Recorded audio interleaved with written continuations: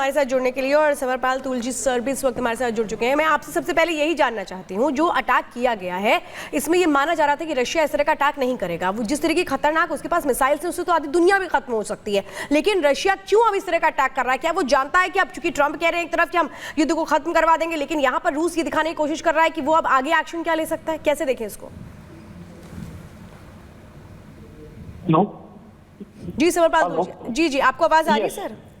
हाँ सुचारिता जी sir. Sucharita sir आपके साथ में श्वेता हूं, आप ये इस एक्शन को कैसे देखें सर? अब श्वेता देखिए, ये जो अभी अटैक हुआ है ये बेसिकली रशिया ने प्रोएक्टिव अप्रोच किया है, क्योंकि पिछले हफ्ते ही जो बाइडेन ने यूक्रेन को अनुमति दे दी थी कि ये अमेरिकी जो मिसाइलें हैं वो रशिया के खिलाफ यूज कर सकते हैं, और इसको मन में रखते हुए मुझे लग रहा है कि रशिया ने पहले ही आक्रमण कर दिया है, एक मैसेज देने के लिए अगर आप लड़ाई को बढ़ा दे सकते हो। सर किस तरह का ये मैसेज मेजर समरपाल तूर सर, मैसेज किस तरह का देने का प्रयास किया है? और आईसीबीएम का जो इस्तेमाल किया गया है, बैलिस्टिक मिसाइल, ये कहा जा रहा है कि पहली बार आईसीबीएम का इस्तेमाल किया गया है, तो कितना घातक है ये और क्या परिणाम और अब यूक्रेन की कीव में देखने को मिल सकते हैं? कितना नुकसान हुआ होगा, कितना घातक ये हमला? देखिए श्वेता, जहां तक आईसीबीएम का सवाल है ये वाकई घातक है, क्योंकि इन मिसाइलों की रेंज ज्यादा है। ये एक पूरी बिल्डिंग की बिल्डिंग एक ही बार में गिराने की क्षमता रखती है, ठीक है। दूसरा, ये जो इनका ट्रैवल डिस्टेंस बहुत ज्यादा होता है, तो ये एक लड़ाई का एक लेवल अप हो चुका है। जहां तक अभी कन्वेंशनल लड़ाई चल रही थी, फेस टू फेस थी, ड्रोन्स भी थे, आर्मर एलिमेंट भी था, आर्टिलरी भी था, रॉकेट यूनिट्स भी इसमें थी, नेवी के पॉइंट ऑफ व्यू से भी नेवल वॉरफेयर भी चल रहा था। पर आईसीबीएम दागना अब एक पूरा जो लड़ने का है वो अब तो जा चुका है। अब इसके बाद यदि किसी ने काउंटर मेजर नहीं दिए तो डिस्ट्रक्शन रशिया में भी बहुत ज्यादा बढ़ के होगी। जी बहुत बहुत धन्यवाद समरपाल जी, समय की पाबंदी थोड़ी, बहुत बहुत धन्यवाद हमारे साथ जुड़ने के लिए। और चलिए अब बात करते हैं प्रधानमंत्री नरेंद्र मोदी की, जिनको गोयना में मिला है सर्वोच्च सम्मान।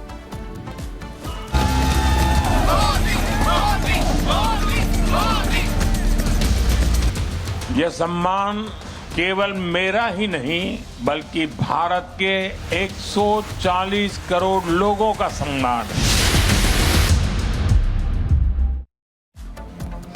तो देखिए, दुनिया में नाम और सर्वोच्च सम्मान मिला है। नाइजीरिया और ब्राजील के दौरे के बाद अब प्रधानमंत्री नरेंद्र मोदी कैरिबियन देशों के दौरे पर पहुंचे और यहां पर देखिए एक के बाद एक भारत का डंका बजते हुए नजर आ रहा है। आपको तस्वीरें भी दिखाएंगे कि किस तरीके से उन्हें जब सर्वोच्च सम्मान मिला, वो तस्वीरें किस तरीके से नजर आई। ये देखिए किस तरीके से यहां पर अवार्ड से सम्मानित किया गया प्रधानमंत्री नरेंद्र मोदी को, और गुयाना का सर्वोच्च सम्मान यहां पर मिलता हुआ नजर आया है। 56 साल बाद ऐसा हुआ है कि यहां पर गुयाना की यात्रा करने वाले वो पहले प्रधानमंत्री बने हैं। मोदी के सम्मान में गुयाना के राष्ट्रपति समेत पूरी कैबिनेट एयरपोर्ट पर मौजूद नजर आई। 3 तस्वीर अब आपको दिखा रहे हैं।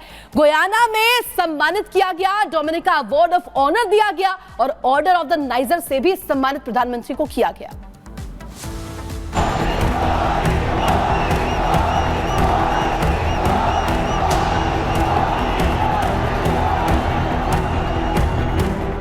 दुनिया में बढ़ा मोदी का मान,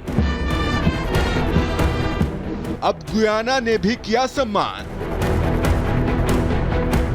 फिर दिखा मोदी का जलवा, दुनिया में बजा भारत का डंका।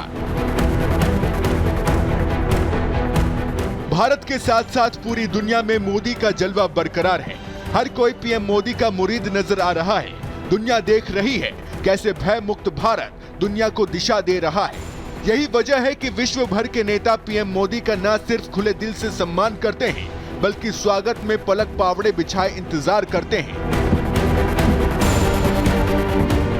पीएम मोदी के विदेश दौरे के दौरान ये जलवा एक बार फिर देखने को मिला। बात चाहे नाइजीरिया दौरे की हो या ब्राजील के G20 शिखर सम्मेलन की, दुनिया के दिग्गज नेता पीएम मोदी के आभा मंडल से आकर्षित नजर आए। तो वहीं गुयाना की तस्वीरों ने तो भारतीयों का सीना गर्व से चौड़ा कर दिया, जहां पीएम का स्वागत करने खुद राष्ट्रपति इरफान अली जा पहुंचे, जिनके साथ प्रधानमंत्री मार्क एंथनी फिलिप्स और उनकी पूरी कैबिनेट मौजूद रही, जिन्होंने पीएम को देश के सर्वोच्च नागरिक सम्मान ऑर्डर ऑफ एक्सीलेंस से सम्मानित किया।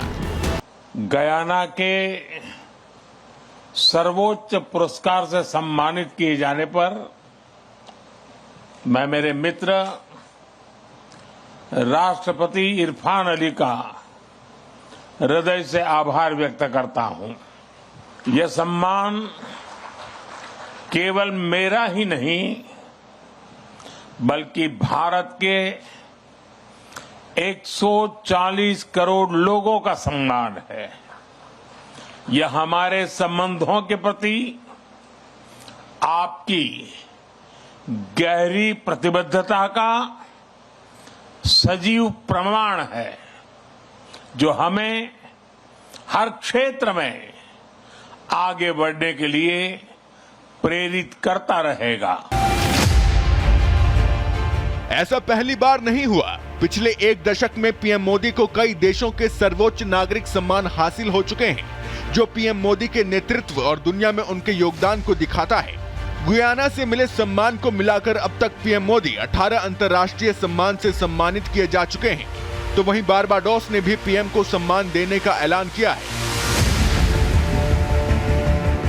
इससे पहले प्रधानमंत्री नरेंद्र मोदी को 2016 में किंग अब्दुल अजीज सैज सऊदी अरब का सर्वोच्च नागरिक सम्मान, 2016 में ही स्टेट ऑर्डर ऑफ गाजी अमीर अमानुल्लाह खान अफगानिस्तान का सर्वोच्च नागरिक पुरस्कार, 2018 ग्रैंड कॉलर फिलिस्तीन का सर्वोच्च सम्मान, 2019 ऑर्डर ऑफ जायद यूएई का सर्वोच्च नागरिक सम्मान, 2019 में ही order of Saint Andrew the Apostle रूस का सर्वोच्च नागरिक सम्मान, 2019 order of the distinguished rule of Nishan Izzuddin Maldives का सर्वोच्च सम्मान, king Hamad order of the renaissance Bahrain का सर्वोच्च सम्मान, लीजन ऑफ मेरिट यूएसए का प्रतिष्ठित सम्मान, ऑर्डर ऑफ द डुक ग्याल्पो भूटान का सर्वोच्च नागरिक सम्मान, 2023 एबाकल पुरस्कार, 2023 companion of the order of Fiji का सर्वोच्च सम्मान, 2023 grand companion of the order of लोगोहू